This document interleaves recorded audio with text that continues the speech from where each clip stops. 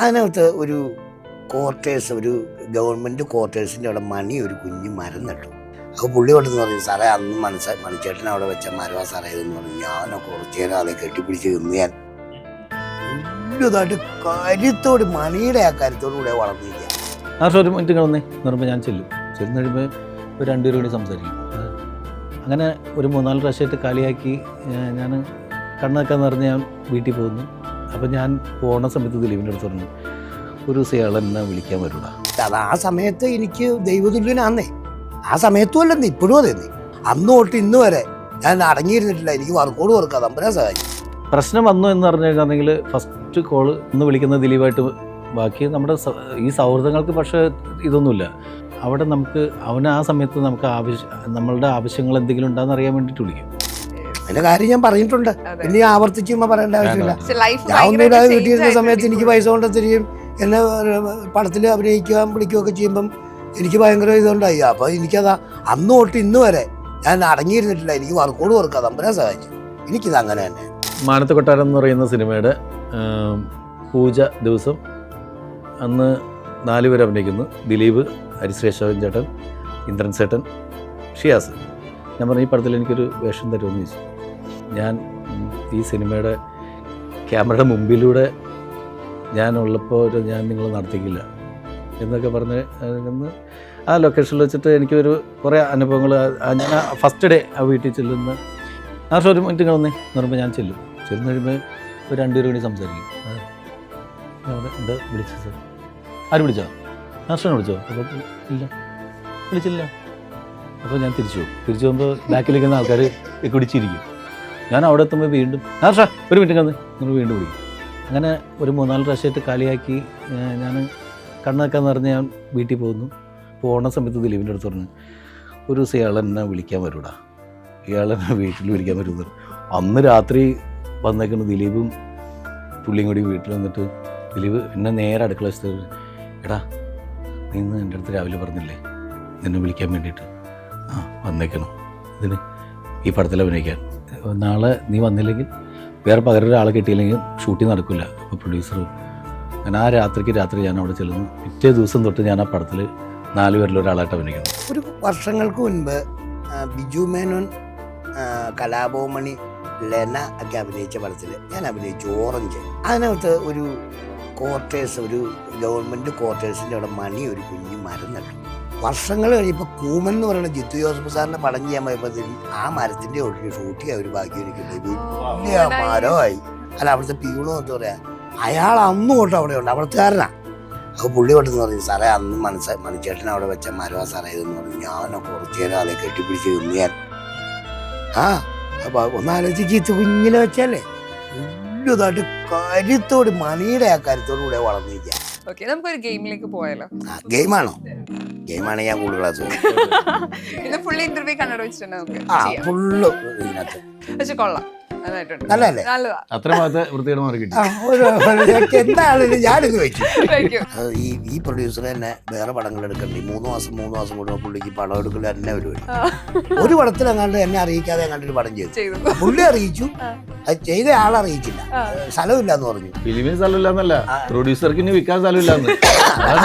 അത് ശരിയാ, അത് ശരിയാ. ആ പടം ഇറങ്ങി കഴിഞ്ഞിട്ട് വിൽക്കുകയും ചെയ്തു. ഒരു 80 സെന്റ് സ്ഥലം 32ഉം 28ഉം.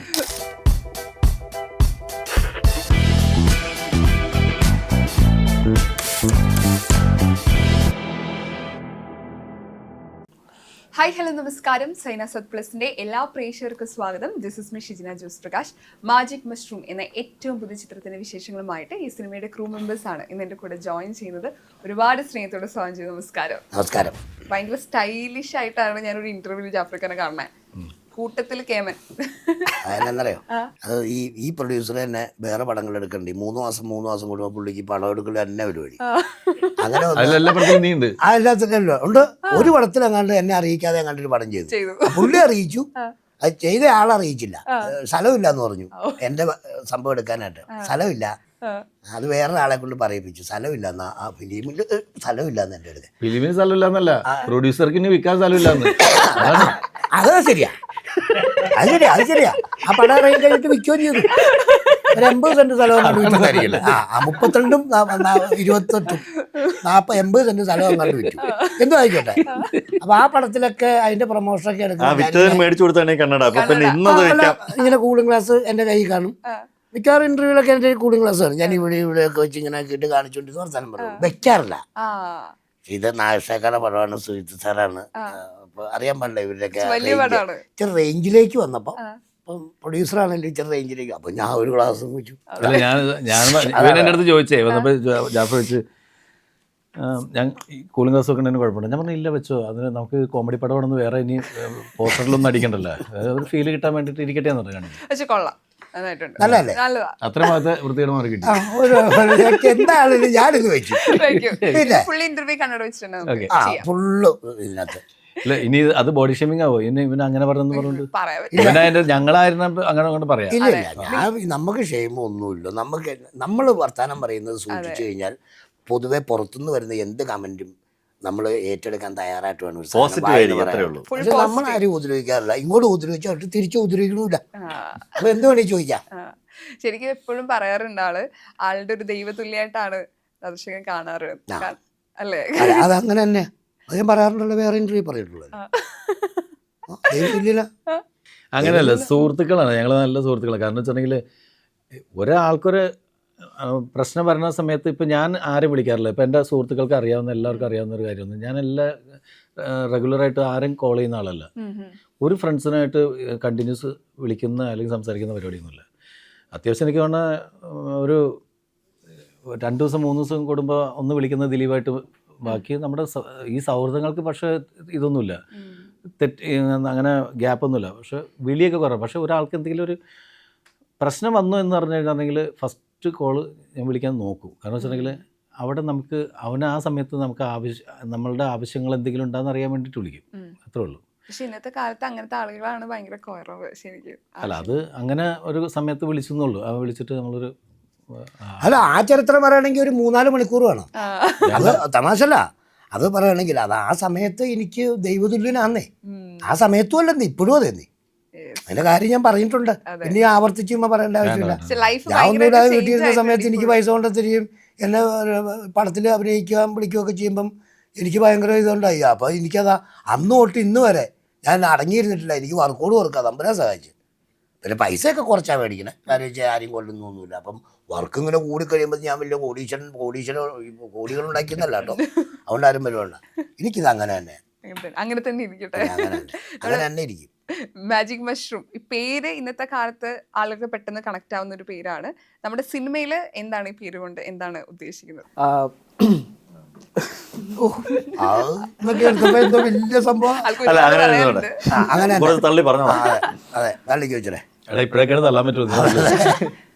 മാജിക് മഷ്റൂം യഥാർത്ഥ അതായിട്ടൊരു കണക്ഷൻ ഇല്ല.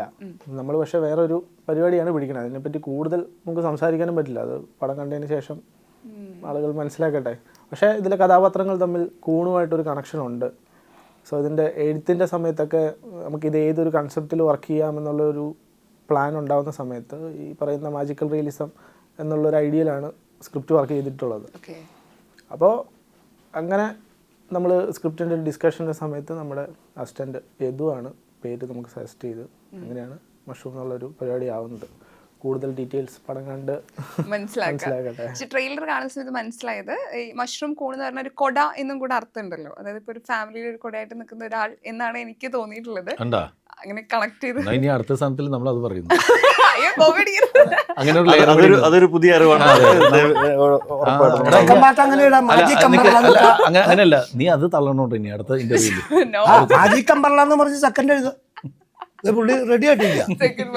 പക്ഷെ പ്രൊഡ്യൂസറിന്റെ 8ാമത്തെ ചിത്രമാണ്. എനിക്കൊന്ന് ഈ സിനിമ സംഭവിക്കണമെങ്കിൽ നമുക്കൊരു പ്രൊഡ്യൂസർ വേണം. ആൻഡ് കഥ 2 വർഷം മുമ്പ് ഓൾറെഡി റെഡി ആയിട്ടുണ്ടായിരുന്നു. പക്ഷെ ഒരു പ്രൊഡ്യൂസറിൽ ഇക്കാൻ്റെ അടുത്ത് എത്താന്ന് പറയുന്നത് അല്ല, ഈ പ്രൊഡ്യൂസർ അഷ്റഫ് ഇലാക്കൽ എനിക്ക് വർഷങ്ങളായിട്ട് അറിയാവുന്നതാണ്. അപ്പോൾ ഞാൻ അദ്ദേഹത്തിൻ്റെ അടുത്ത് ഒരു 10 കൊല്ലം മുമ്പ് അദ്ദേഹത്തിൻ്റെ അടുത്ത് വന്നിട്ട് പറഞ്ഞിട്ടുണ്ട് നമുക്കൊരു സിനിമ ചെയ്യാമെന്ന് പറഞ്ഞിട്ടുണ്ട്. അപ്പോൾ ഞാൻ പുള്ളിയായിട്ടുള്ള സ്നേഹത്തിൻ്റെ പേരിൽ ഞാൻ പറഞ്ഞു ചെയ്യേണ്ട, മാറ്റി നിർത്തി, വേണ്ട, നിങ്ങൾ ഈ പണിക്ക് ഇറങ്ങണ്ട, നിങ്ങൾ മര്യാദയ്ക്ക് ജോലിയെടുത്ത് നല്ല രീതിയിൽ ജീവിക്കുന്നവർ. അപ്പോൾ ഞാൻ വിചാരിച്ചു അത് കേൾക്കും എന്ന് വിചാരിച്ചു. പക്ഷേ അത് കേട്ടില്ല. 10 വർഷത്തിൽ 20 സിനിമ കണ്ട് ചെയ്തെന്നാണ്. എന്തായാലും പുള്ളി ചെയ്യും. എന്താണെങ്കിലും ചെയ്യും. അപ്പൊ ഞാൻ പറഞ്ഞു അന്ന് നമുക്ക് ഇത്തവണ ചെയ്യും. ചെയ്യോ? അടങ്ങിയിരിക്കൂല. ഇല്ല, ഇതിലൊരു വേഷം ചെയ്തിട്ടുണ്ടല്ലേ? ഇതിൽ ചെയ്തിട്ടുണ്ട്. ചെയ്തിട്ടുണ്ട് ഞാൻ. ആ, ഇതിലുണ്ട്. അത് മെയിൻ വേഷം എന്ന് ഞങ്ങൾ പറയും. ആ. സാധാരണ ചെയ്ത് കഴിഞ്ഞിട്ടുണ്ടെങ്കിൽ ഇത്ര വെല്ലുവിളിയുള്ള, അതായത് അങ്ങനെ തന്നെ പെട്ടെന്ന് ഒരാൾ പെർഫോം ചെയ്തിട്ട് മോശമായി കഴിഞ്ഞിട്ടുണ്ടെങ്കിൽ ഏക്കാത്ത സാധനമാണ്. പക്ഷെ കുറച്ച് സ്ക്രീൻ സ്പേസ് ഉള്ളെങ്കിൽ പോലും അത് നല്ല ഒരു ആർട്ടിസ്റ്റ് ചെയ്താൽ മാത്രം നിൽക്കുന്നൊരു വേഷമാണ്. നമ്മൾ ആദ്യം അതിൻ്റെ ഡിസ്കഷൻ സമയത്ത് എടാ ഇത് വർക്കാവണമെങ്കിൽ അങ്ങനെ ഒരു ആരെ ചെയ്യിപ്പിക്കുന്നൊക്കെ പറഞ്ഞു. പക്ഷേ സ്ക്രിപ്റ്റ് വെച്ച് കഴിഞ്ഞപ്പോൾ അദ്ദേഹം പറഞ്ഞു ഞാൻ ഈ വേഷം ഓക്കെ എന്നാണ്. അപ്പോൾ ഞാൻ പറഞ്ഞു അത് ചെറിയ വേഷമാണ്, അല്ല അത് ആകുമ്പോൾ എനിക്കൊരു ചേഞ്ച് ഉണ്ടാവും വ്യത്യസ്തമായിട്ട്. അപ്പോൾ ഞാൻ നോക്കിയപ്പോൾ പുള്ളി ഒരു വളരെ സീരിയസ് ആയിട്ടുള്ളൊരു മുഖമുള്ളൊരു മനുഷ്യൻ. ഞാൻ പറഞ്ഞു അങ്ങനെയാണെങ്കിൽ പിന്നെ നമുക്ക് ഇതിനൊരു ഹ്യൂമർ ടച്ച് വരുത്താനായിട്ട് ചില മാറ്റങ്ങൾ വരുത്തേണ്ടി വരുന്നത്. അപ്പോൾ എൻ്റെ അടുത്ത് ചോദിച്ചു എന്തൊക്കെയായിരിക്കും മാറ്റങ്ങളെന്ന്. ഞാൻ പറഞ്ഞു പല്ലിൻ്റെ രൂപത്തിലൊക്കെ മാറ്റം വരുന്നത്. അങ്ങനെ പറഞ്ഞ് 2 മണിക്കൂർ കഴിഞ്ഞപ്പോഴേ ഒരു പല്ല് സെറ്റും വെച്ചുകൊണ്ട് വന്നേക്കണേ ഇത് മതിയാ ക്യാരക്ടർ അല്ല സെറ്റാക്കി വന്നു. അതെ, അല്ല വിത്ത് പല്ല്. അപ്പം അതിനെല്ലാത്തിനും റെഡി ആയിട്ട്, അതായത് രൂപം മാറ്റി കൊല്ലം മാറ്റിയൊക്കെ ചെയ്യാൻ വേണ്ടിയിട്ട് ഞാൻ ഇതിൽ ചെയ്യണമെങ്കിൽ വേറൊരു വേഷം ചെയ്യാമെന്ന് പറഞ്ഞു. അപ്പോൾ അദ്ദേഹത്തിൻ്റെ ഉള്ളിൽ ഈ പറയുന്ന പോലെ കുഞ്ഞു വേഷമാണെങ്കിൽ അപ്പം ഞാൻ പറയുന്നത് വെല്ലുവിളിയുള്ള വേഷമാണ്, എന്നാലും പക്ഷെ നന്നായിട്ട് ചെയ്തിട്ടുണ്ട്. ഇത് സിനിമ ആണെന്ന് പറയാം. അറിയാം. ആ അല്ല ഇങ്ങോട്ട് കടക്കുന്നതിന് എന്നിട്ട് അങ്ങോട്ട് കടക്കും. ഇത് കണക്ട് ചെയ്തില്ലേ പിന്നെ ഞാൻ പറഞ്ഞില്ലേ. അപ്പൊ ഇങ്ങനെ ഈ പല്ലും വെച്ചുകൊണ്ട് ഇദ്ദേഹം ഇതിനകത്ത് കുറെ ജൂനിയേഴ്സിന്റെ വർക്കുണ്ട്, ജൂനിയേഴ്സിന്റെ കുറെ വർക്കുണ്ട്, കുറെ സപ്പോർട്ടിംഗ് ആർട്ടിസ്റ്റ് ഉത്സവം ഒക്കെ ആയിട്ട് ഒത്തിരി പരിപാടിയുണ്ട്. ജൂനിയേഴ്സ് എന്ന് പറഞ്ഞാൽ മറ്റേ ആർട്ടിസ്റ്റുകൾ തന്നെ കേട്ടോ. നമ്മള് നമ്മള് സപ്പോർട്ടിംഗ് ആർട്ടിസ്റ്റ് ഞാൻ അവരെ പറയാറുണ്ട്. അപ്പൊ അവരുടെ ഇടയ്ക്ക് ഇദ്ദേഹം ഇരിക്കുക ചുമ്മാ. പുള്ളി പ്രൊഡ്യൂസറാണെന്ന് അവർക്കറിയില്ല. അപ്പൊ അതിലൊരു ചേട്ടൻ വിടുന്നു, എന്താ പേര് അഷറഫ്. അപ്പം എത്ര നാളായി എന്ന് ചോദിച്ചപ്പോൾ പുള്ളി പറഞ്ഞു അല്ല ഞാൻ കുറേ നാളായിട്ട് ഇങ്ങനെ. പുള്ളി ചെയ്ത കുറേ സിനിമയുണ്ട്. ഞാൻ 2000 സിനിമയിൽ വന്നു. ഞാൻ ഈ 2025 ഇടയ്ക്ക് ചെയ്തേക്കാളും സിനിമ അദ്ദേഹം ചെയ്തിട്ടുണ്ട്. എല്ലാ മേഖലകളും കൈകാര്യം ചെയ്തിട്ടുണ്ട്. ആർട്ട് കൂട്ടൊക്കെ ചെയ്തിട്ടുണ്ട്. അങ്ങനെ ഈ പുള്ളി ഇരുന്നപ്പോൾ ഒരാൾ ചോദിക്കുക, ഒരു പെണ്ണ് ചേട്ടന് ഞങ്ങളുടെ കൂടെ സഹകരിച്ച് നിൽക്കുകയാണെങ്കിൽ ചേട്ടൻ്റെ കാർഡുണ്ടോ, ചേട്ടന് ഞങ്ങളുടെ കൂടെ എനിക്ക് സപ്പോർട്ടിങ് ആർട്ടിസ്റ്റായിട്ട് ഇഷ്ടം പോലെ വർക്കുണ്ട്, ചേട്ടൻ ദുബായിൽ നിന്ന് വന്ന് ചെയ്താൽ മതി, മറ്റാ പറഞ്ഞാൽ പ്രൊഡ്യൂസറാന്ന് പറഞ്ഞിട്ടില്ല. ഈ പുള്ളി അത് കേട്ടോണ്ട് അവരുടെ ആ കുറേ പേരുടെ ലാത്തിയടിയും കേട്ടോണ്ട് ഈ പല്ലും വെച്ചെന്തിങ്ങനെ അവിടെ ഇരുന്ന് അവിടെ അങ്ങനെ ഇങ്ങനെ ഇരിക്കുക. എന്നിട്ട് ആ പുള്ളി പറഞ്ഞ ഞാൻ പ്രൊഡ്യൂസറാന്ന് ചുമ്മാ പറഞ്ഞ് ഇവരൊക്കെ ഏറ്റവും ഓടിക്കുള്ളൂ. അല്ല അങ്ങനെ കൊണ്ട് പേടിച്ചു പോകും, പെട്ടെന്ന് പേടിച്ചു പോകില്ല. പ്രൊഡ്യൂസറോടാണ് ഞങ്ങൾ സംസാരം. ഇതൊക്കെ നടന്ന സംഭവം കേട്ടോ, ചുമ്മാ നുണയൊന്നും പറഞ്ഞല്ല. അങ്ങനെ അവരുടെ സപ്പോർട്ടും ഉണ്ടായ പ്രൊഡ്യൂസർ. എന്നിട്ട് പക്ഷെ വേറെ കാര്യം കൂടി സംഭവിച്ചതിനിടയ്ക്ക്, അതിനിടയ്ക്ക് വന്നേക്കുന്ന ക്യാരക്ടേഴ്സിൻ്റെ ഒരു ഡയലോഗൊക്കെ ഉള്ള ക്യാരക്ടേഴ്സിന് കുറച്ച് പൈസ കൂടുതൽ കൊടുക്കുന്നതാണ്. അങ്ങനെ പല്ലൻ മോനായി ഇന്ന് പറഞ്ഞിട്ട് ലിസ്റ്റ് പൈസ മേടിക്കുന്ന ലിസ്റ്റിൽ ജൂനിയർ ആർട്ടിസ്റ്റിൻ്റെ അല്ലെങ്കിൽ സപ്പോർട്ടിംഗ് ആർട്ടിസ്റ്റിൻ്റെ ലിസ്റ്റിൽ പുള്ളിയുടെ പേരും വെച്ചിട്ട്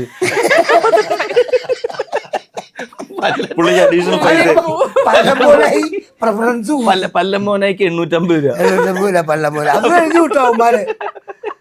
കൊടുത്തേക്കണ സപ്പോർട്ടിംഗ് ആർട്ടിസ്റ്റ് ആയിട്ടാണ്. എന്തായാലും ഞങ്ങൾക്ക് കിട്ടിയേക്കണ പ്രൊഡ്യൂസർ അല്ല അടിപൊളി പ്രൊഡ്യൂസറാണ്. അതൊക്കെ വേറൊരു ക്രൂസിനെ എടുത്തിട്ടേ, നമ്മുടെ യൂണിറ്റ് ക്രൂസിനെയൊക്കെ എടുത്തിട്ട് അല്ലെങ്കിൽ പ്രൊഡക്ഷൻ ക്രൂസിനെയൊക്കെ എടുത്തിട്ട് സംസാരിച്ച് കഴിയുമ്പം അവരുടെ ഔട്ട് കിട്ടും. എങ്ങനെയാണ് ഈ പ്രൊഡ്യൂസർ എന്ന് ഞങ്ങൾ യുമ്മായിരുന്നു വിളിച്ചു പറഞ്ഞിട്ട് കാര്യമില്ല. അതുങ്ങൾ പറയും, അതുങ്ങളെല്ലാം വട്ടം കൂടിയിട്ട് പറയും. ഇദ്ദേഹത്തെ കണ്ടു കഴിയുമ്പോൾ അതുങ്ങളെല്ലാം കൂടും. കാരണം വെച്ച് കഴിഞ്ഞാൽ ഞാൻ കണ്ടിട്ടില്ല ഒരു പടത്തിൽ, ഇയാൾ അഭിനയിക്കുന്ന പടത്തിലല്ല 10 ദിവസം മുമ്പ് തന്നെ ബാറ്റൊക്കെ കൊടുത്ത് ഒഴിവാക്കി പണം തീർന്നു കഴിയുമ്പോൾ 165 രൂപ കൊണ്ടുവന്നൊരു പയ്യൻ കൊടുക്കുന്ന ഞാൻ എൻ്റെ കണ്ടിട്ടുണ്ട്. ആ 165 രൂപ ബിസ്ക്കറ്റ് മേടിക്കാനാണ് കൊടുത്ത പൈസ. സാറേ ബിസ്ക്കറ്റ് കിട്ടിയില്ലായിരുന്നു, ഉണ്ടായിരുന്ന വെച്ച് അഡ്ജസ്റ്റ് ചെയ്തു 165 രൂപ. മോൻ അത് വെച്ചൊന്നും പറയാം ഇങ്ങാട് കൊടുത്ത ചരിത്രമേ ഉള്ളൂ. മനസ്സിലായില്ലേ? അപ്പം ഞങ്ങൾക്ക് നല്ലൊരു പ്രൊഡ്യൂസറെ കിട്ടി. ആ പ്രൊഡ്യൂസർ വെച്ച് ഇങ്ങനെ പോയിക്കൊണ്ടിരിക്കുക. ഈ പടം വിജയിക്കട്ടെ എന്ന് ഞങ്ങൾ പ്രാർത്ഥിച്ചുകൊണ്ടിരിക്കുക. ഈ സിനിമയുടെ കഥ കേൾക്കുന്ന സമയത്ത് എല്ലാവരും പറഞ്ഞത് ഒരു മികച്ച, ഇത് സിനിമയാൻ വേണ്ടി കാത്തിരുന്ന ഒരു സിനിമ, വിഷുചേട്ടൻ അടക്കം പറഞ്ഞിട്ടുണ്ടായിരുന്നു. അപ്പോൾ ഈ സിനിമയുടെ ഭാഗ്യം ആവുന്നത് എങ്ങനെയാണ്? കാരണം മഴയുണ്ടായിരുന്നു, ഷൂട്ടിംഗ് കുറച്ചധികം ബുദ്ധിമുട്ടായിരുന്നു എന്ന് കേട്ടു. എങ്ങനെയായിരുന്നു ഷൂട്ടിംഗ് പ്രോസസ്സിംഗ് ഒക്കെ? ഷൂട്ട് പ്രോസസ്സ് കുറച്ച് ഹെക്റ്റിക് ആയിരുന്നു. നമ്മൾ ഒട്ടും പ്രതീക്ഷിച്ചില്ല ഇങ്ങനൊരു, ഞങ്ങൾ ഇതൊക്കെ നോക്കിയപ്പോൾ കാലാവസ്ഥയും കാര്യങ്ങളൊക്കെ നമുക്ക് അറിയാം, പക്ഷേ ഇത്രയും ഹെക്റ്റിക്കാവൊന്നും പ്രതീക്ഷിച്ചില്ല. നമ്മളൊരു ചെറിയ സ്ഥലം, ഒരു കുറച്ചുകൂടി ഗ്രാമീണം എന്നൊക്കെ പറഞ്ഞിട്ട് പോയിട്ട്, ശരിയാണ് നമ്മൾ എത്തിപ്പെട്ടൊരു സ്ഥലം ഇച്ചിരി വഷളായി പോയി. ഫുൾ ടൈം മഴയും നമുക്ക് ഒട്ടും അനുകൂലമല്ലാത്തൊരു സാഹചര്യവും ഒക്കെ ആയിരുന്നു. പക്ഷേ നമ്മൾ ഇതുപോലൊരു ഭയങ്കര രസകരമായിട്ട് സഹകരിച്ച് ഡെഫിനറ്റ്ലി ഈ നേരത്തെ ഒക്കെ പറഞ്ഞതുപോലെ പ്രൊഡ്യൂസർ അത്രയും നന്നായിട്ട് സഹകരിച്ചുകൊണ്ട് തന്നെ ഈ മഴയത്ത് പോയി വർക്ക് ചെയ്യാൻ അല്ലെങ്കിൽ അതിനകത്ത് ഓടി നടക്കാൻ ഈ ഒരു മനുഷ്യനും ഒരു ബുദ്ധിമുട്ടും ഞാൻ കണ്ടിട്ടില്ല. അപ്പോൾ സാധാരണ ഇതിൽ പല സമയത്തും ഇങ്ങനൊരു മഴയൊക്കെ പെയ്ത് കഴിഞ്ഞാൽ അല്ലേ ഇത് കഴിയട്ടെ എന്നൊക്കെ പറഞ്ഞ ആൾക്കാരിരിക്കുമ്പോൾ പക്ഷെ അതിൻ്റെ ഒന്നും ആ സംഗതിയില്ല. കാര്യം കട്ടയ്ക്ക് കൂടെ നിന്നിട്ടുള്ള ആൾക്കാരായിരുന്നു. അതുകൊണ്ടാണ് നമുക്ക് ഇത്രയും കുറഞ്ഞ ദിവസങ്ങൾക്കകത്ത് ഈ സിനിമ ചെയ്ത് തീർക്കാൻ പറ്റിയെന്നാണ് ശരിക്കും പറഞ്ഞാൽ സത്യം. അപ്പോൾ പക്ഷേ ഞങ്ങളത് മാനേജ് ചെയ്തു അല്ലേ. ഞങ്ങൾ ഒരു കുറേയധികം ഔട്ട്ഡോറും കാര്യങ്ങളും ഉണ്ടായിരുന്നത് ഞങ്ങൾ പതുക്കെ റീഷെഡ്യൂളൊക്കെ ചെയ്ത് ഇൻറ്റീരിയറാക്കി ആ മഴ ചെയ്തുകൊണ്ടിരുന്ന സമയത്ത് ഫുള്ളി ഇൻറ്റീരിയർ നമ്മൾ ചെയ്തു. ഇങ്ങനെ മാനേജ് ചെയ്താൽ പോയത്. പക്ഷേ ഭയങ്കര ഹെക്ടിക് ഷെഡ്യൂൾസ് ആയിരുന്നു നമുക്ക് കൂടുതൽ. അതെ, പക്ഷേ എന്നാൽ പോലും 50 ദിവസം പ്ലാൻ ചെയ്തൊരു സിനിമ 53 ദിവസമായുള്ളൂ, 3 ദിവസത്തെ വ്യത്യാസമുള്ളൂ. പക്ഷേ കറക്റ്റ് ഇതിൽ പോവുകയായിരുന്നെങ്കിൽ ചിലപ്പോൾ നമുക്കൊരു 6-7 ദിവസം ഇത് ഈ മഴയുടെ പ്രശ്നമില്ലായിരുന്നെങ്കിൽ 6-7 ദിവസം ഇപ്പുറത്തേക്ക് നേരത്തെ തീർന്നേനെ. അത്രയും എല്ലാവരും വളരെ സഹകരിച്ച് ചെയ്തായിരുന്നു. 125 കിലോമീറ്റർ വ്യത്യാസത്തിൽ ഞങ്ങൾ ലൊക്കേഷൻ മാറ്റി ചെയ്യുന്നത്. പിന്നെ ഈ മഴ ദുരിതം കാരണം എവിടെയായിരുന്നു ഷൂട്ട് ചെയ്ത സ്ഥലം? ഇത് തൊടുപുഴ, പിന്നെ ഈരാറ്റുപേട്ടയിലാണ് ഈ പ്രശ്നം ഉണ്ടായത്. ഈരാറ്റുപേട്ട, തൊടുപുഴ. അത് കഴിഞ്ഞിട്ട് പിന്നെ അവിടുന്ന് ഷിഫ്റ്റ് ചെയ്തിട്ട് പാലക്കാട്, മഴ വന്നപ്പോൾ ഷിഫ്റ്റ് ചെയ്ത് പാലക്കാട്, ഒറ്റപ്പാലം. ഈ നാദർശകന് ഒരു സെറ്റ് എങ്ങനെയാ ശരിക്കും? കാരണം കൂടെ അഭിനയിക്കുന്ന സമയത്ത് എങ്ങനെയായിരിക്കും? ഇപ്പൊ ചില സമയത്ത് കൃത്യമായി സ്ട്രിക്റ്റ് ആയിട്ട് കാര്യങ്ങൾ ചെയ്യുന്നവരുണ്ടായിരുന്നു. എങ്ങനെയായിരുന്നു? കാരണം ഇത്രയും ഫണ്ണായിട്ട് നിങ്ങളെല്ലാം സംസാരിക്കുമ്പോഴേ സെറ്റ് എങ്ങനെയാണ്? സെറ്റ് ഭയങ്കര ഫണ്ണാണ്, ഒരു രക്ഷയില്ലാത്ത ഫണ്ണാണ്. അതായത് നമ്മളിപ്പോൾ ഒരു സീരിയസ് സിനിമ അല്ലെങ്കിൽ സീരിയസ് അപ്രോച്ച് വേണ്ട സമയത്ത് പോലും നമ്മളെ ഭയങ്കര കൂളാക്കി, നമുക്ക് എന്തെങ്കിലും ടെൻഷൻ ഉണ്ടെങ്കിലും വന്ന് വേറെ എന്തെങ്കിലും തരത്തിലുള്ളൊരു ഹ്യൂമറൊക്കെ പറഞ്ഞ്, കോമഡി പറഞ്ഞ്, ചളിയൊക്കെ പറഞ്ഞ് നമ്മളെ അതിനകത്ത് ചളിക്കുണ്ടിനകത്തേക്ക് കയറ്റിയിട്ട് നമ്മളൊരു ഫ്രഷ് ആക്കി എടുത്ത് ഇങ്ങനെയാണ് എൻ്റെ ഒരു പ്രോസസ്സ് നടക്കാറ്. അപ്പോൾ നമ്മൾ സാധാരണ രീതിയിൽ എന്ത് പ്രശ്നം ഉണ്ടെങ്കിലും നമുക്ക് എന്തെങ്കിലുമൊക്കെ ടെൻഷൻ ഉണ്ടാവുമല്ലോ. അപ്പം അതിനൊക്കെ തുടച്ച് വേർത്ത് വേറൊരു സംഗതിയിലേക്ക് ഭയങ്കര രസകരമായിട്ട് കൊണ്ടുപോകുന്ന ഒരു പരിപാടിയാണ് ഡെഫിനറ്റ്ലി. അത് ഞാൻ ഒരുപാട് സ്ഥലത്ത് പറഞ്ഞിട്ടുള്ളൊരു കാര്യമാണ്. കാര്യം കുറച്ച് ഇദ്ദേഹത്തിൻ്റെ സിനിമ കമ്മിറ്റ് ചെയ്യുമ്പോൾ നമുക്കറിയാം, ചെന്നാൽ നമുക്ക് കുറച്ച് ചിരിച്ച് നമുക്ക് മനസ്സിലായിട്ട് വർക്ക് ചെയ്യാം. പക്ഷെ ഇത്തവണ മഴ കാരണം കുറച്ച് ചിരി വ്യത്യാസപ്പെട്ടിട്ടുണ്ട്. പക്ഷെ എന്നാലും എന്ത് ടെൻഷൻ ഉണ്ടായാലും ഇക്ക അതൊന്നും പിടിക്കുകയില്ല. എല്ലാവരുമായിട്ട് നല്ല വേറെ റൂട്ടിൽ സംസാരിച്ച് എന്തെങ്കിലുമൊക്കെ പഴയ കഥകളൊക്കെ പറഞ്ഞ് അവിടെ ഫില്ല് ചെയ്ത് അങ്ങനെ പോയിട്ട് ആരോടും വഴക്ക്. ഞങ്ങൾക്ക് സമാധാനമാണ്. അഭിനയിക്കുന്ന ആൾക്കാർക്ക് സമാധാനം കിട്ടുമ്പോഴാണ് ഒരു ഡയറക്ടർ. ഇപ്പോൾ എല്ലാ ഡയറക്ടേഴ്സും ഒക്കെ അങ്ങനെയാണ്. പല ഡയറക്ടർമാരും ക്യാമറമാനൊക്കെ അറിയാൻ പാടില്ല. DOP എന്നൊക്കെ പറഞ്ഞിട്ടുള്ള നമ്മൾ ബഹുമാനം കൊടുക്കുന്ന ആൾക്കാരാണ് അവർ. ചില ആളുകൾ നമ്മളോട് എന്തെങ്കിലുമൊക്കെ ഇങ്ങനെ ഒരു ദേഷ്യം കാണിക്കും, നമ്മുടെ മനസ്സിടിഞ്ഞു പോകില്ലേ. നമ്മളല്ലേ പെർഫോം ചെയ്യണേ. ഇപ്പം ഇവരെല്ലാം ക്യാമറയുടെ ബാക്കിൽ നിന്നുകൊണ്ട് ഈ ഫ്രണ്ടിൽ വരുന്ന ആൾക്കാർക്ക് സമാധാനം കിട്ടുമ്പോൾ ഒരു സമാധാനമില്ലേ. നമുക്കതല്ലേ വേണ്ടേ, അത് കിട്ടുന്ന ഒരു ലൊക്കേഷൻ. ഞാൻ അങ്ങനെ എനിക്കങ്ങനെ പെട്ടെന്ന് ദേഷ്യം വരുന്നൊക്കെ ആളാണ്. പക്ഷെ ദേഷ്യം വന്നാൽ പിടിച്ചാലും കിട്ടൂല. ദേഷ്യം വന്നാൽ ഈ പറഞ്ഞ പോലെ അതിൻ്റെ പീക്കും ക്വയറ്റാണെങ്കിൽ അങ്ങേറ്റം 2 എക്സ്ട്രീമുണ്ട്. അപ്പോൾ ദേഷ്യപ്പെട്ട സമയങ്ങളൊക്കെ ഉണ്ട് കേട്ടോ. ദേഷ്യപ്പെട്ട സമയങ്ങൾ ഇപ്പോൾ കട്ടപ്പനയിൽ ഋതുരോഷൻ ചെയ്യുന്ന സമയത്ത് നമ്മുടെ ധർമ്മജനും വിഷ്ണുവായിട്ട് ഇരുന്ന് അമ്മയുടെ ഒരു സീൻ പറയുന്ന ആ സീൻ എടുത്തുകൊണ്ടിരിക്കുന്ന സമയത്ത് നൈറ്റ് സീക്വൻസ് എടുത്തിട്ട് സമയത്ത് ഇങ്ങനെ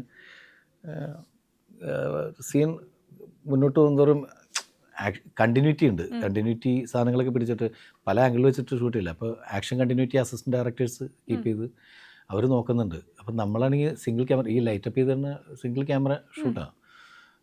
അതിനൊരു പരിമിതിയുണ്ട്. അപ്പോൾ നെക്സ്റ്റ് അത് റിപ്പീറ്റ് ചെയ്യേണ്ടി വരും. അപ്പോൾ ധർമ്മൻ ആത്മാർത്ഥത കൂടിയിട്ട് അതിൽ ഇൻവോൾവ് ആയിട്ട് ചിലപ്പോൾ ഈ സാധനം അപ്പോൾ 2-3 പ്രാവശ്യമൊക്കെ പറഞ്ഞു കൊടുത്ത് അപ്പോൾ ഇത് വരുന്നില്ല, അവന് ഒരു ഫീല് വരുന്നില്ല. അവസാനം നിന്നിട്ട് നല്ല കുറേ നേരമല്ലോ എന്നൊക്കെ പറഞ്ഞുകൊണ്ട് ഷൗട്ട് ചെയ്ത് മര്യാദയ്ക്ക് ഇതില്ലെങ്കിൽ മണി 2 ഇത്രയും നേരം വിളിക്കോളൂ എന്നൊക്കെ പറഞ്ഞുകൊണ്ട് പിന്നെ ഇവൻ ആ ഫീൽഡിൽ കരഞ്ഞിട്ട് ചെയ്താണ്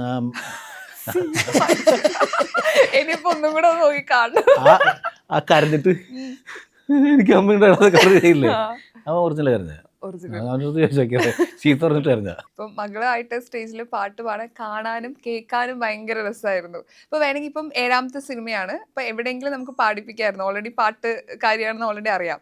അപ്പൊ എന്ത് ഇത്ര ലേറ്റ് ആയത്? പാട്ടുകാരിയാണെന്ന് എനിക്ക് അങ്ങനെ പാട്ടിപ്പോൾ മക്കൾ ചില ഇതിനൊക്കെ വീട്ടിലൊക്കെ ഇരുന്ന് പാടും. പക്ഷേ വീട്ടിലിരുന്നാണെങ്കിൽ എൻ്റെ മുമ്പിൽ അങ്ങനെ പാടിയിട്ട് ഞാൻ കേട്ടിട്ടില്ല. ഞാൻ വരുമ്പോൾ പാട്ട് നിങ്ങൾ നിർത്തിയിട്ട് അപ്പോൾ ഞാൻ പറയും മോളൊരു പാട്ട് പാടി എന്ന് പറഞ്ഞു. ഇല്ല നാണമാണ്. അപ്പോൾ കുറച്ച് കഴിഞ്ഞപ്പോൾ എൻ്റെ അടുത്ത് വൈഫ് പറഞ്ഞ ഇടയ്ക്ക് വന്നിട്ട് എൻ്റെ അടുത്ത് പറഞ്ഞു പാടൂട്ടോ മക്കൾ അത്യാവശ്യം പാടുന്നുണ്ടെന്ന് പറഞ്ഞു. ഞാൻ പറഞ്ഞാൽ അങ്ങനെ ഇപ്പോൾ ഈ പാട്ട് കുഞ്ഞാന്തുമ്പി ആ പാട്ട് ചെയ്യുന്ന സമയത്ത് എൻ്റെ അടുത്ത് ഇത് ആരാ പാടണമെന്ന് ചോദിച്ചു. ഞാൻ പറഞ്ഞു ആരെങ്കിലും കൊണ്ട് പാടിക്കാൻ ഇപ്പോൾ ട്രാക്ക് ആരെങ്കിലും കൊണ്ട് പാടിക്കണം എന്ന് പറഞ്ഞിട്ട് എൻ്റെ അടുത്ത് പറഞ്ഞു ഇവിടെ ഒരാളുണ്ട് പാട്ടുകാരി ഒന്ന് പഠിച്ചു നോക്കുന്നു പറഞ്ഞു. അങ്ങനെ കൊണ്ട് പഠിച്ചു നോക്കിയാണ് പാടിച്ചു നോക്കി ഓക്കെ. പക്ഷെ ആള് നന്നായിട്ട് അത് പാടിയിട്ടുണ്ട്. ഓക്കെ, നമുക്കൊരു ഗെയിമിലേക്ക് പോയാലോ. ഒരു സിമ്പിൾ ഇപ്പൊ നമ്മുടെ സിനിമ മാജിക് പോലെ നിങ്ങൾക്ക് കുറച്ച് മാജിക് സൂപ്പർ പവേഴ്സ് തരാം. ഗെയിമാണ് ഞാൻ കൂടുതൽ ക്ലാസ് ഇത് കുറച്ച് എളുപ്പമുള്ള ഗെയിമാണ്. ഞാൻ കുറച്ച് സിറ്റുവേഷൻസ് പറയും. നിങ്ങളപ്പം നിങ്ങൾക്ക് അപ്രത്യക്ഷമാകാനുള്ള ഒരു സൂപ്പർ പവർ കിട്ടിയിട്ടുള്ളത്. സോ ആ ഒരു സിറ്റുവേഷൻ പറഞ്ഞ സമയത്ത് നിങ്ങൾ അതെങ്ങനെ ചെയ്യും എന്നാണ് എനിക്ക് അറിയേണ്ടത്. അപ്രത്യക്ഷമാകാനുള്ള സൂപ്പർ പവർ നമുക്ക് കിട്ടി, നിങ്ങൾക്ക് 4 പേർക്കും കിട്ടി. ഓക്കെ, ആദ്യത്തത് ഇത് പ്രൊഡ്യൂസർ കിട്ടിയ ഉപയോഗപ്പെടുത്തിയാണ്. അടിച്ചു പോകണം. ഓക്കെ, ഇഷ്ടപ്പെട്ട സിനിമ ലൊക്കേഷനിൽ റീവിസിറ്റ് ചെയ്യാൻ സാധിക്കുകയാണെങ്കിൽ അത് ഏത് മൂവി സെറ്റ് ആയിരിക്കും? ചിലപ്പോൾ നിങ്ങൾ അഭിനയിച്ചതായിരിക്കാം, വർക്ക് ചെയ്തതായിരിക്കാം, പണ്ട് ഒരു ഇന്ന സിനിമയുടെ ഭാഗമാവണം എന്ന് ആഗ്രഹിച്ചിട്ടുള്ള ഒരു ഇഷ്ടപ്പെട്ട ഓരോരുത്തരാണോ? അല്ല, നിങ്ങൾക്ക് കോമൺ ആയിട്ട് പറയാം. ആർക്കും പറയാം. എല്ലാവർക്കും പല സാധനം പറഞ്ഞാൽ തിരിയൂ. പലതും നിങ്ങൾക്ക് പലതും ആയിരിക്കുമല്ലോ ആൻസേഴ്സ് ഉണ്ടാവുക. അതായത് ഇഷ്ടപ്പെട്ട സിനിമ ലൊക്കേഷനിൽ റീവിസിറ്റ് ചെയ്യാൻ സാധിക്കുകയാണെങ്കിൽ അത് ഏത് മൂവി സെറ്റ് ആയിരിക്കും?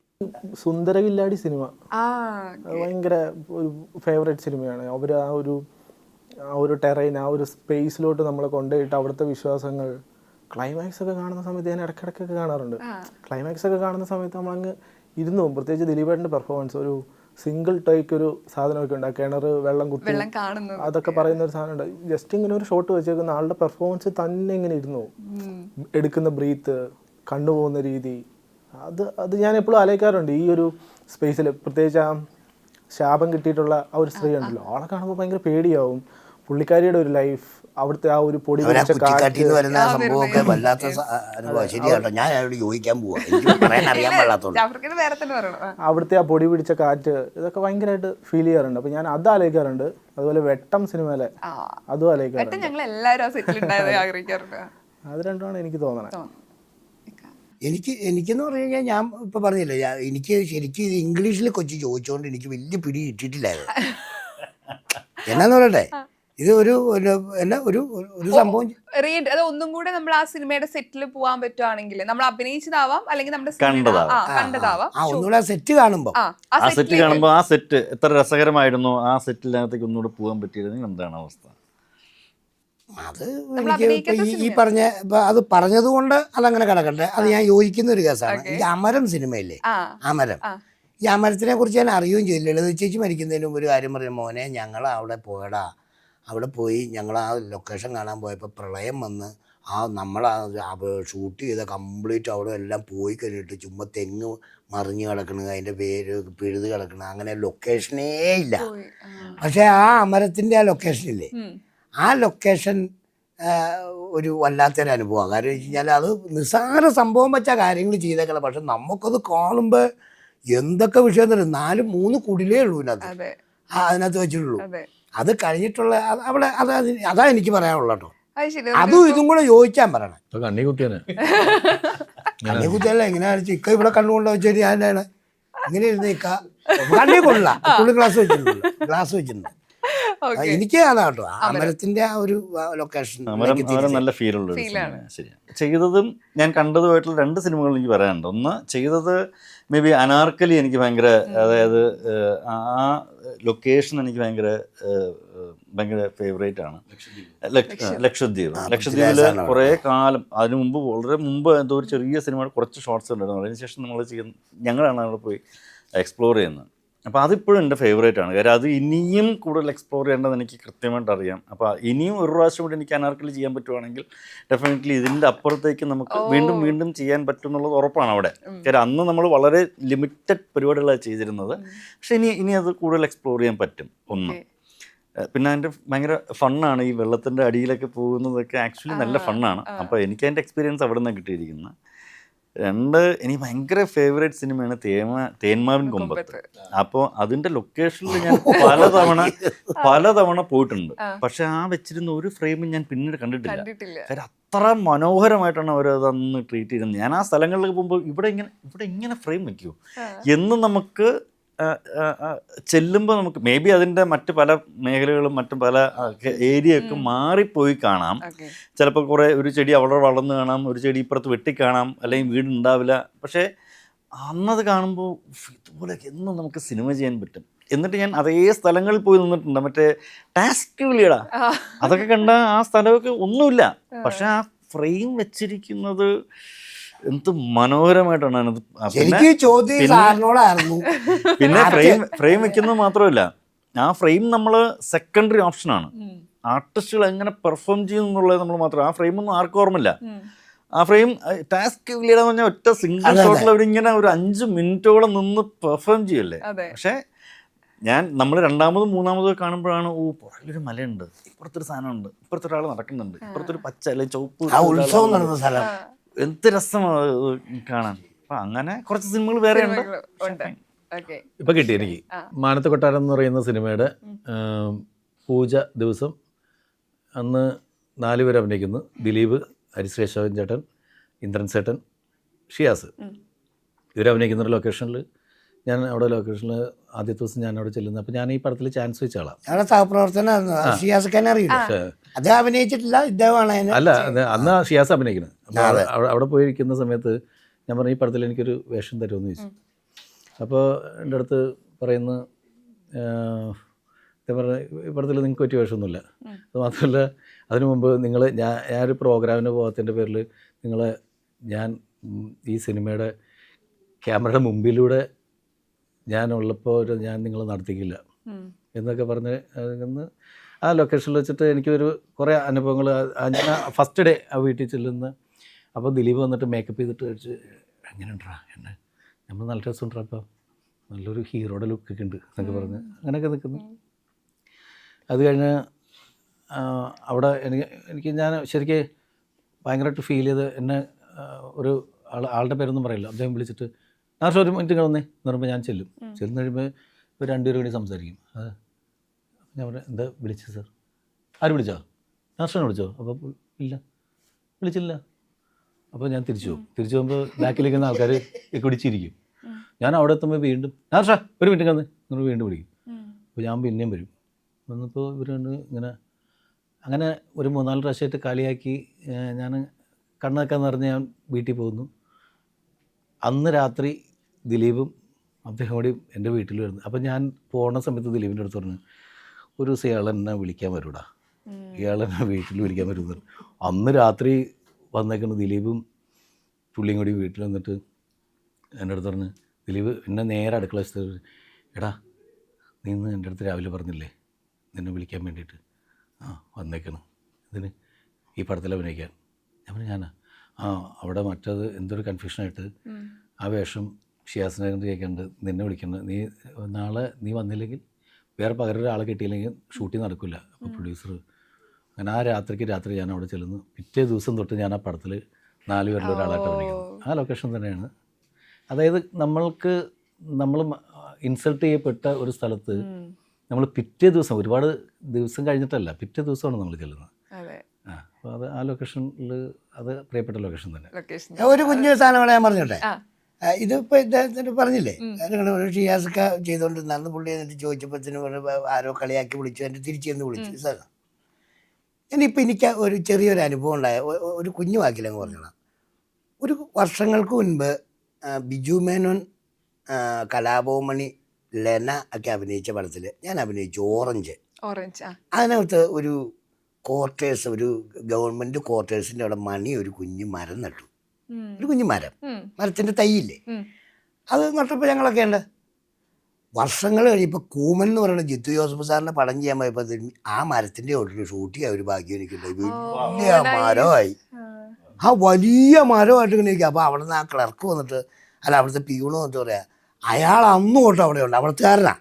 അപ്പോൾ അയാൾ പറഞ്ഞു സാറേ, അവിടുത്തെ ഒരു മെമ്പറും കൂടെയാണ് പഞ്ചായത്തിൽ. അപ്പോൾ പുള്ളി പെട്ടെന്ന് പറഞ്ഞു സാറേ അന്ന് മണിച്ചേട്ടൻ അവിടെ വെച്ച മരവാ സാറേ ഇതെന്ന് പറഞ്ഞു. ഞാൻ കുറച്ചു നേരം അതേ കെട്ടിപ്പിടിച്ച് നിന്ന് ഞാൻ അയ്യടാ. ആ അപ്പൊ ഒന്നാലോചിക്ക് ഇത് കുഞ്ഞിലെ വെച്ചാലേ അതെ. വലുതായിട്ട് കരുത്തോട് മണിയുടെ ആ കരുത്തോടു കൂടെ വളർന്നിരിക്കുക. അതൊന്ന് പറഞ്ഞാ ഓർമ്മിച്ചാട്ടോ.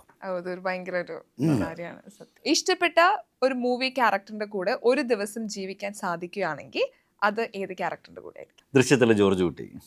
എന്തുണ്ടാ? ഡെഫിനറ്റ്ലി അത് കുറേ അധികം അകത്തൊളിപ്പിച്ച് പുറത്ത് പറയാതെ നിൽക്കുന്ന, അതായത് വളരെ സാധാരണക്കാരനായിട്ടുള്ള ഒരു ഹീറോ ആണ്. അദ്ദേഹത്തിൻ്റെ മനസ്സിൽ കൂടി ഓടുന്നത് മുഴുവൻ എങ്ങനെ എൻ്റെ ഫാമിലിയെ രക്ഷിക്കാം എന്നുള്ളതാണ്. സോ അത് അദ്ദേഹത്തിൻ്റെ ഒപ്പം നിൽക്കാൻ എനിക്കെപ്പോഴും താല്പര്യമുണ്ട്. എനിക്ക് കിട്ടിയിട്ടില്ല. അപ്പുറത്ത് ബോട്ട് വരട്ടെ. ഞാനും ആലോചിച്ചുകൊണ്ടിരിക്കുകയാണ്.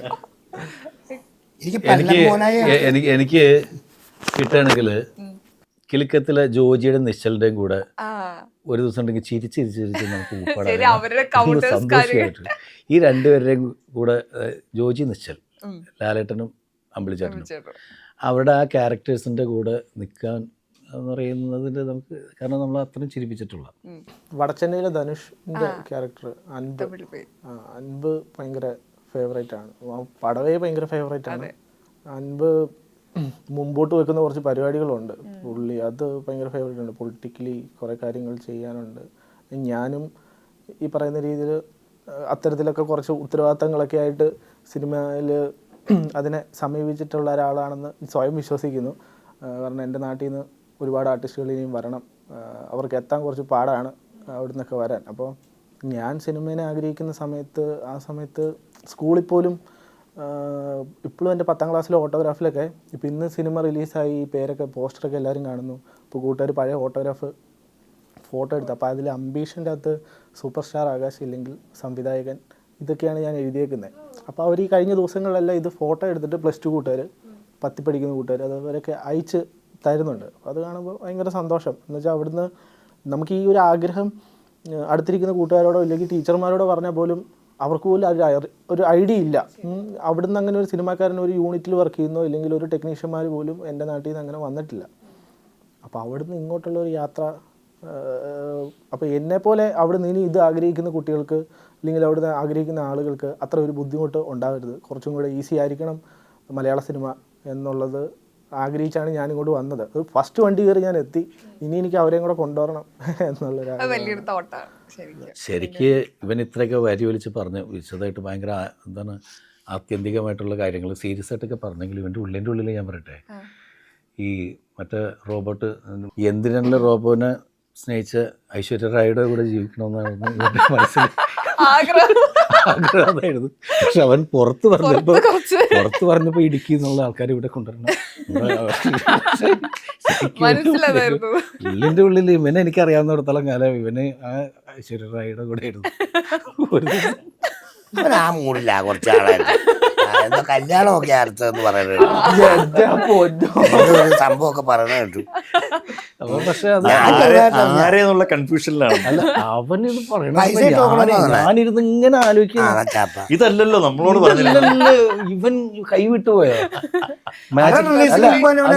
അതല്ല, ഇവൻ ഇത് മാജിക് മഷ്റൂം അടിച്ചോ? അതെ വന്നപ്പോഴേ ഇവൻ ഈ കൂട് മേടിച്ച് തിന്നോന്നൊരു സംശയം എനിക്ക്.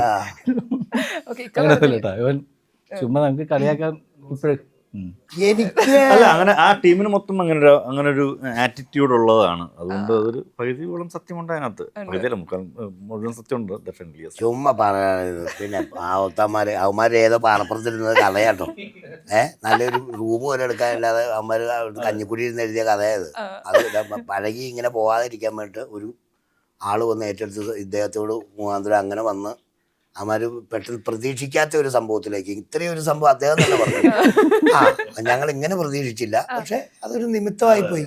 നിമിത്തത്തിൻ്റെ സിനിമ സംഭവിക്കുന്നതാണ്. കാരണം വെച്ചിട്ടുണ്ടെങ്കിൽ ഇത് പെട്ടെന്ന് സംഭവിക്കുന്നു വിചാരിച്ച സിനിമയല്ല. അങ്ങനെ കറങ്ങി തിരിഞ്ഞ് വന്നപ്പോൾ ഇത് എടുത്ത കൊള്ളാന്ന്, ഇതിനിടയിൽ ഇത് വന്ന് ചെയ്യണോ? കാരണം എന്ന് വെച്ചിട്ടുണ്ടെങ്കിൽ നമ്മളിങ്ങനെ നെക്സ്റ്റ് വേറെ ചെയ്യാമെന്ന് പറയുന്ന ഇതിനിടയിൽ ഇത് ചെയ്യണോ എന്ന് പലരും ചോദിച്ച സമയത്ത് ഇത് ചെയ്താൽ നന്നാകുമെന്ന് തോന്നാനും ഇത് സംഭവിക്കാനും ഇങ്ങനെയൊക്കെ ഇവിടം വരെ എത്താനൊക്കെ സാധിക്കുന്നതാണ് സിനിമ എന്ന് പറയുന്നത്. അടുത്ത ക്വസ്റ്റ്യൻ, ഇക്ക പറഞ്ഞിട്ടില്ല ഇല്ല, കേട്ടോ. ഞാൻ എല്ലാത്തിനും ഏത് വന്ന് എല്ലാവരുടെയും കൂടെ താമസിക്കാൻ എനിക്ക് ഇഷ്ടമാണ്. ഇഷ്ടമാണ്. എല്ലാവരുടെയും കൂടെ, അത് ആണ് പെണ്ണ് എന്തും ആയിക്കോട്ടെ. ആ. ആ എല്ലാം ഇതിനകത്ത് ചെയ്തിരിക്കുന്നത്. ലാലേട്ടൻ്റെ സാറ് പറഞ്ഞു ഇവരൊക്കെ ആയിട്ട് സഹകരിച്ച് ജീവിക്കാൻ എനിക്കിഷ്ടമാണ്. ഇഷ്ടമാണ്. അങ്ങനെ പറഞ്ഞ ആ ചോദ്യത്തിന് ഞാൻ എനിക്ക് അറിയാൻ പാടില്ല. എനിക്ക് ഒരുപാട് ചോദ്യം ചോദിക്കണമെന്നുണ്ട്, പക്ഷെ സമയമില്ലാത്തതുകൊണ്ട് നമുക്ക് നിർത്തേണ്ടി. സോ ഒരുപാട് സന്തോഷം. ആൻഡ് എല്ലാവരുടെയും ഒരു സ്വപ്നമാണ് ഈ സിനിമ. പുതിയതായിട്ട് പ്രൊഡ്യൂസറിൻ്റെ നോക്കുകയാണെങ്കിലും റൈറ്റർ നോക്കുകയാണെങ്കിലും ആക്ടേഴ്സിന് നോക്കുകയാണെങ്കിലും ഈ സിനിമ വിജയിക്കണമെന്ന് ഒരുപാട് ആഗ്രഹിക്കണം. ഞങ്ങളും ആഗ്രഹിക്കുകയാണ്. അപ്പോൾ തിയേറ്ററിൽ ഫസ്റ്റ് ഡേ തന്നെ ഉണ്ടാവും. എല്ലാവിധ ആശംസകളും നേരാണ്. Thank you so much. Thank you so much. എല്ലാവരും തീർച്ചയായിട്ടും സിനിമ തിയേറ്ററിൽ പോയി കാണണം. ഇത് ഞങ്ങളുടെ ഒരുപാട് പേരുടെ, അതായത് ഈ പുതിയ റൈറ്റർ അല്ലെങ്കിൽ പുതിയ നായികയുടെ തൊട്ട് ഞങ്ങളെല്ലാവരും ഓരോ സിനിമകൾ സ്വപ്നം കണ്ടു വന്നപ്പോഴും ആദ്യത്തെ സിനിമ എന്ന് പറയുന്നത് സ്വപ്നം കാണുന്നത് പോലെ അത് വിജയിച്ചാൽ മാത്രമേ ഒരുപാട് ജീവിതങ്ങൾ അല്ലെങ്കിൽ ഈ പറയുന്നതിൻ്റെ പിന്നിൽ ആഗ്രഹങ്ങൾ സഫലീകരിക്കും. ഞങ്ങളെല്ലാം ആദ്യത്തെ സിനിമ പോലെ തന്നെയാണ്. ഇപ്പോൾ സുജിത്തിനെ സംബന്ധിച്ച് സുജിത്ത് ഒരുപാട് സിനിമകൾ, വലിയ സിനിമകൾ ചെയ്തിട്ടുണ്ടെങ്കിലും ഇദ്ദേഹം ആണെങ്കിലും ഞാനാണെങ്കിലും നമുക്ക് ഇത് എന്നും ചെയ്യുന്നത് ആദ്യത്തെ സിനിമ. അപ്പോൾ ആ ആദ്യത്തെ സിനിമ കാണാൻ തന്നെയാണ്. 7ാമത്തെ സിനിമ, 8ാമത്തെ സിനിമ, 10ാമത്തെ സിനിമ ഒന്നുമില്ല, ഇതിൽ ആദ്യത്തെ സിനിമ. അപ്പം മാജിക് മഷ്റൂമിൻ്റെ ടീമിന് പെർഫ്യൂമിക്സിൻ്റെ ഒരു ഗിഫ്റ്റ് തരാൻ ഞങ്ങൾ ആഗ്രഹിക്കുന്നുണ്ട്. ഓക്കെ, ഞാൻ അങ്ങോട്ട് നോക്കാം. അല്ല, ഞാൻ ഇങ്ങനെ കൂടെ പിടിക്കട്ടെ, ജാട മാറ്റിയേക്കാം, ഇത് മേടിക്കണല്ലേ. ഓക്കെ, കിട്ടിയോ?